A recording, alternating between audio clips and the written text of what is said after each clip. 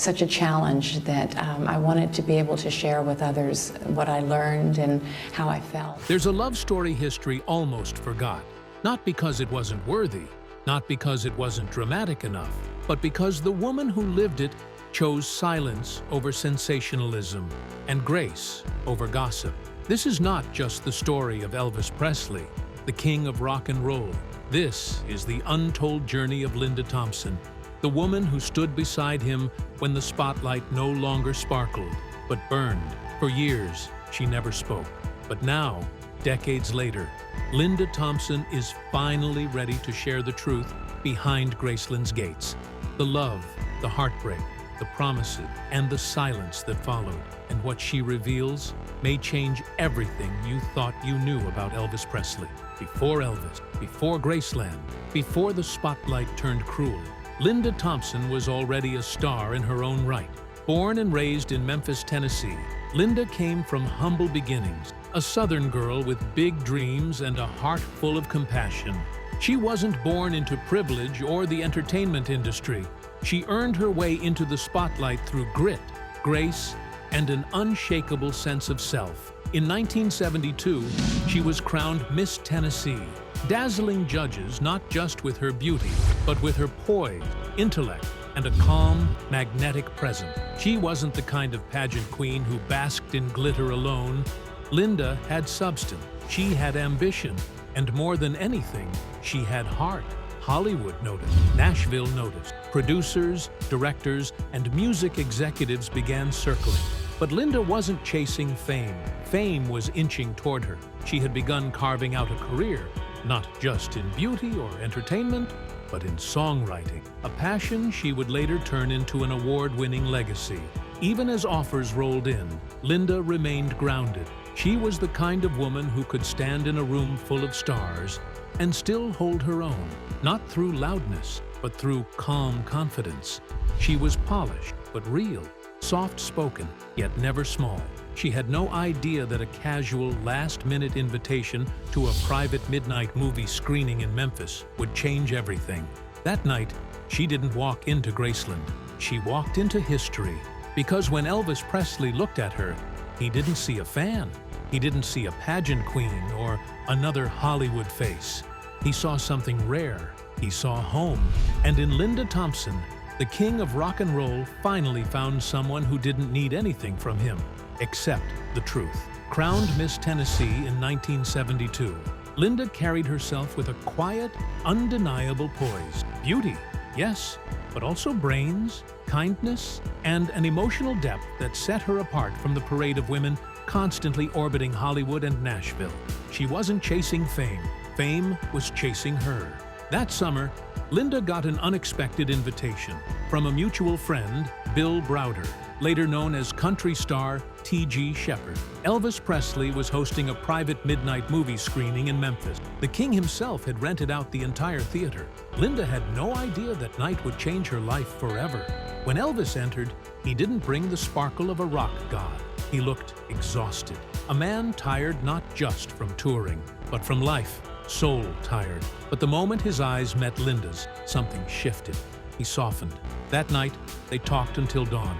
No scripts, no titles, no masks. He told her stories he hadn't told anyone in years, about his mother, about his fears, about the loneliness of fame. Linda didn't swoon. She didn't flatter. She listened, genuinely, quietly, with her whole heart. And by morning, Elvis had called her the light he'd been searching for. Not long after, Linda stepped through the gates of Graceland. At first, it felt like a dream. Gold records lined the walls. Music danced through the air. Laughter echoed late into the night. But Linda quickly discovered this mansion wasn't just a home. It was a fortress, a prison, a stage that never closed. And Elvis? He wasn't just the king. He was broken. Night after night, Elvis would wake up drenched in sweat, haunted by nightmares. He couldn't sleep. He couldn't rest. Linda became his comfort, his nurse, his prayer warrior. She would hold him, rub his back, whisper softly into his ear, sometimes even pray aloud to calm his restless spirit. She stayed awake while the world slept. She didn't love the legend. She loved the man. But there was darkness too.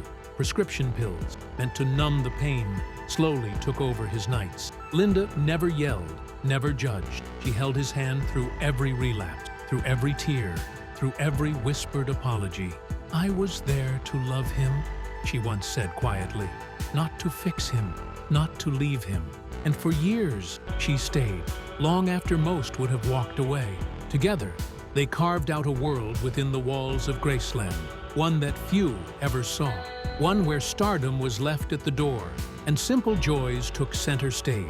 They decorated the now famous jungle room, filling it with lush green shag carpet and exotic decor, Elvis's wild taste meeting Linda's warmth and creativity. To outsiders, it may have looked eccentric, but to them, it was their sanctuary, a space they built together, where they could laugh, sing, and be themselves. At night, they would slow dance barefoot across the hardwood floors, the distant hum of Memphis summer outside, and only the soft glow of a lamp between them. Elvis would hum gospel tunes, his mother's favorites, and Linda would sometimes join in, harmonizing softly, holding him close as if trying to hold the broken pieces together. They talked about the future often, in those quiet hours. Elvis dreamed of a cabin far from the cameras, with a lake nearby where he could fish at dawn and write music in peace. He wanted a child, another chance, he called it, a chance to get it right. Linda, too, longed for motherhood, for a life filled with simple joys and stability. In those moments, he wasn't the king. He was just a man, tired of touring, exhausted by fame, yearning for the kind of life no mansion could buy. They would curl up on the couch with old black and white movies playing, sometimes quoting lines, sometimes just watching in silence. In those late-night moments, they weren't Elvis Presley and Linda Thompson. They were just two people trying to find something real in a world that so often felt unreal. And for a time, they found it in each other. Elvis wanted another child, a simpler life. But even fairy tales have shadow. Elvis's health was declining. His moods grew unpredictable. And though he loved Linda, he wasn't always faithful. The name Mindy Miller would later surface, a quiet betrayal that deepened Linda's ache. And worst of all, Linda's own dreams of motherhood, of stability, were slipping away. "I didn't want to be a widow at 27, she later confessed. In 1976, Linda made the most heartbreaking choice of her life. There were no slammed doors, no accusations, no ultimatums, only quiet sorrow. She packed her things with trembling hand, every item a memory. Every corner of Graceland held echoes of laughter, of whispered dreams, of the man she had once danced with in the moonlight. The weight of leaving wasn't just emotional, it was physical, like grief made real. She walked slowly through the house one last time, the jungle room they decorated together, the piano where he played gospel at 3 a.m., the hallway where he once surprised her with roses for no reason at all. This wasn't just Elvis's home, it had become hers too. And walking away felt like tearing herself from her own roots. But Linda knew staying would eventually break her. His health was declining rapidly. The promises to change, so earnest in the moment, always dissolved into more pills, more sleepless nights, more pain. She once said she felt like she was watching him disappear in front of her. She couldn't bear to become a widow at 27. She wanted children, a life, a future. And so, one quiet morning, she leaned over Elvis as he slept, kissed his forehead gently, and whispered the words she would carry with her forever. "If you ever need me, I'll be here."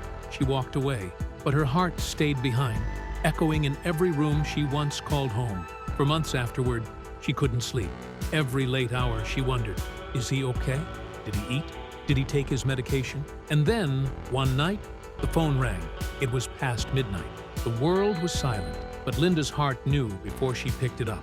Elvis, his voice, once full of swagger and charm, now trembled with exhaustion.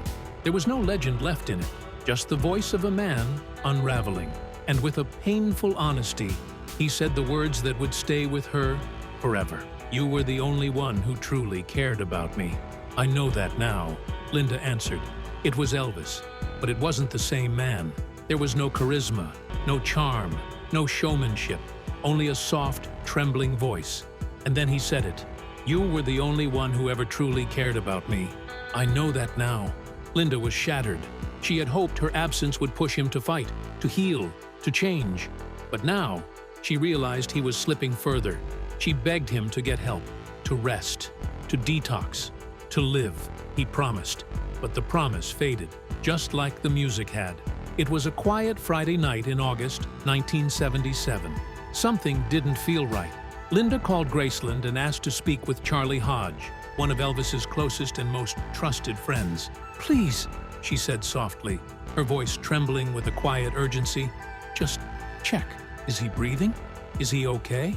There was a pause on the other end of the line, a silence that seemed to stretch forever. Maybe Charlie went to check. Maybe he didn't. Maybe even he didn't want to face what was becoming painfully obvious to those who had truly loved Elvis. After a long moment, Charlie returned to the phone.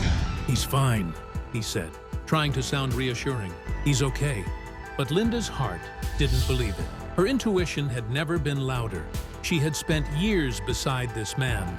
She knew his rhythms, his silences, the way his energy would shift when he was slipping into darkness. And something about that call didn't sit right. In those final days, Linda couldn't sleep. Something gnawed at her soul, an ache that wouldn't quiet. She kept replaying the last conversation they had, the sound of his broken voice confessing, "You were the only one who truly cared about me." She had promised him he wouldn't be forgotten. She had promised to protect the man behind the myth. And now, she was left wondering if she'd kept that promise, or if she'd left him too soon. Just a few days later, Linda's phone rang again. She picked up.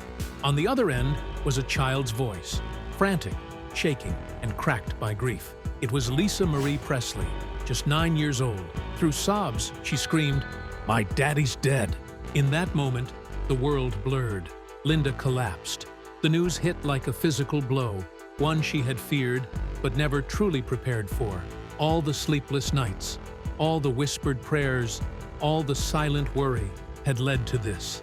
And no matter how much time would pass, no matter how many years of silence would follow, Linda would carry that moment with her like a scar beneath the skin. Because part of her never stopped hearing that voice, and part of her never stopped wondering if she could have saved him. It was Lisa Marie Presley. "My daddy's dead!" Linda collapsed. She hadn't been prepared. Nothing could have prepared her. And the weight of every missed call, every moment, every whispered warning came crashing down on her like thunder. The world wanted details. The tabloids came with money. TV shows offered primetime spots. Publishers waived contracts. If she wanted it, Linda could have become a millionaire overnight. She didn't take a dime. For decades, she remained silent. Why? Because Elvis wasn't a headline to her. He was a man who held her hand in the dark, a man who cried in her arms, a man who feared being remembered as a joke. "Don't let them make me into a joke," he had whispered to her once. She promised, and she kept that promise. While others rushed to the press, Linda chose grace. She guarded their truth like a sacred secret. Until 2016. Nearly 40 years later, Linda Thompson finally spoke, but not to sell scandal, not to shame. She wrote a memoir, a little thing called life. But it wasn't the kind of book the tabloids had been waiting for. There were no lurid headlines, no finger-pointing, no revenge.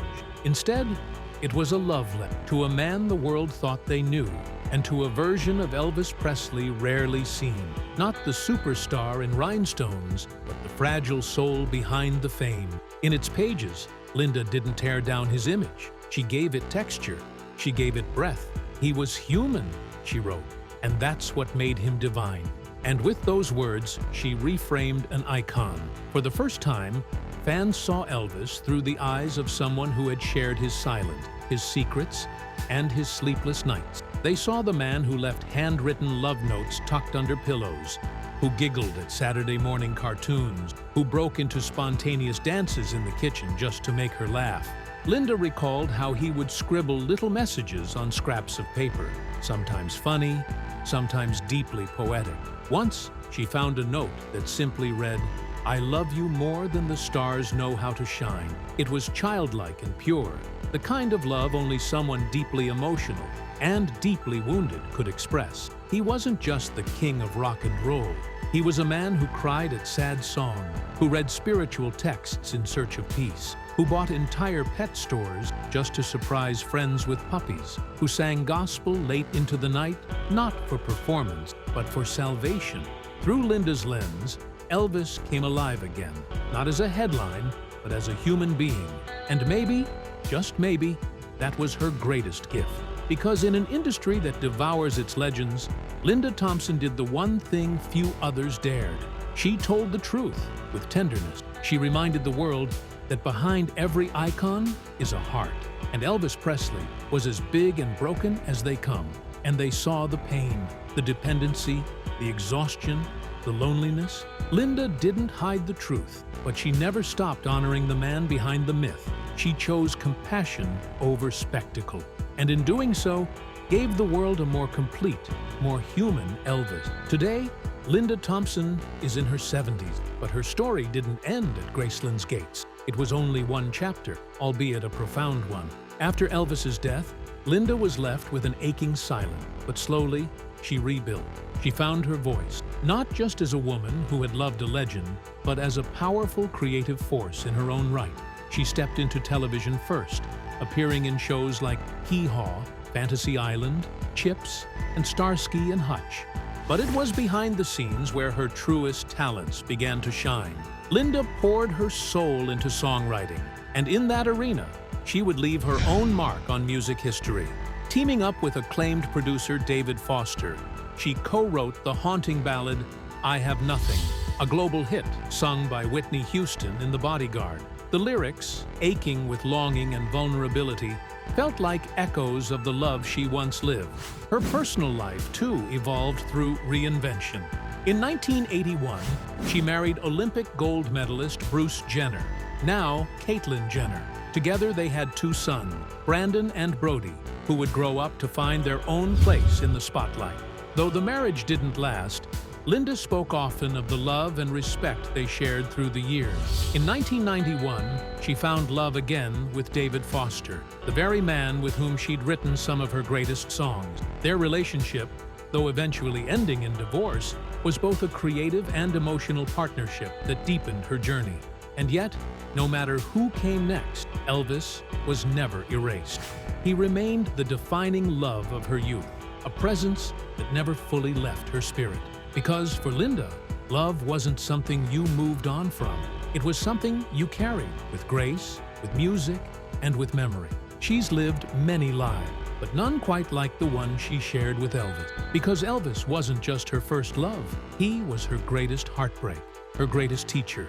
He taught her what devotion looks like and what it costs. And sometimes, when the crowds have gone, Linda slips back into Graceland, unannounced, quiet, away from cameras. She walks the halls where they once danced. She stands beside the piano where he played gospel until sunrise, and she leaves flowers, not for the king, but for the man, not the icon, not the legend, not the king, just Elvis. In a world obsessed with fame and fortune, where headlines hunger for scandal and legacies are often reduced to tabloid punchlines, Linda Thompson chose something far more rare. She chose dignity. She chose silence when it was easier to shout. She chose memory over money. And when the world wanted another tell-all, she gave them something far more powerful, the truth, wrapped in love, told with grace. Linda didn't just protect Elvis's legacy, she restored it. She reminded the world that behind every megastar is a man with fears, flaws, humor, and humanity. A man who sang for peace but couldn't always find it. A man who had everything, and yet sometimes felt like he had no one, and she was there. When he couldn't sleep, when the nightmares came, when the rooms of Graceland echoed with loneliness louder than music, she held his hand not in public, but in private. Not for photos, but for prayer.